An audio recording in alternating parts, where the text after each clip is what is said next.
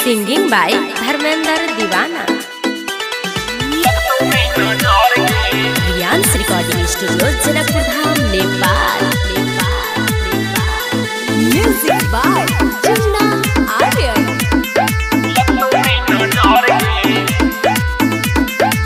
नवरात्रि घोषण निकलबो बाहर, भूत बकाल 10 दिन रहते जागर।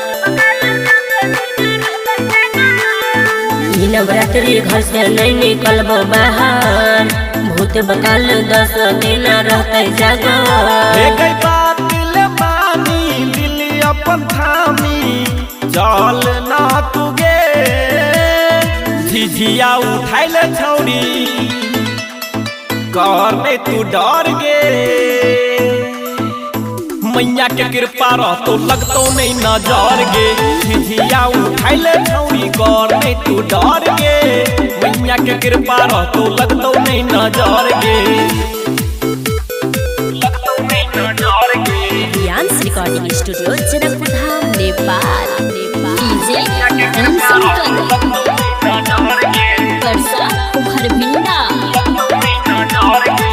नहीं छै दैनी के कोनो भरोसा, क देते जादू टोना रे।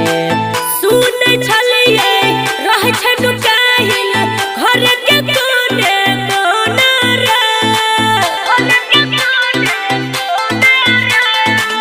दानी भवानी उ शेरा बाली छै, मानी ले बात हमार गे। सबका के दुख भरी जिंदगी में सुख भरी दिलकायु सबके सवार गे।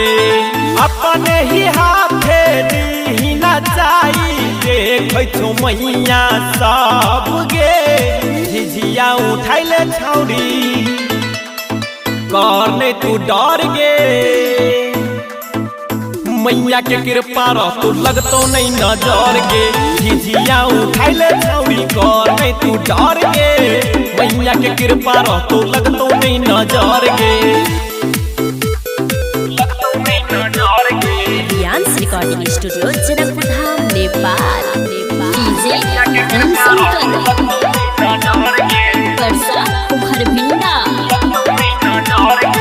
राइटर ओम प्रकाश हमर दिल के कसहू मना दे रे।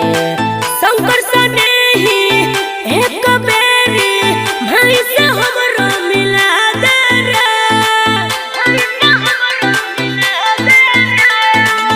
बुझ गेल मुकेश के बात तो चल धर्मेंद्र के साथ गे। छिही कुमारी तुगे बंजो पुजारी तुगे माथ पर तो माई के हाथ गे। छिही तू सुंदर दिल से गई अंदर मैया के पहुआ पकड़ गे। झिझिया उठाइल छौरी कर ने तू डर गे। मैया के कृपा रहतो लगतो नहीं नजर गे। झिझिया उठाइल छौरी कर नहीं तू डर गे। मैया के कृपा रहतो लगतो नहीं नजर गे।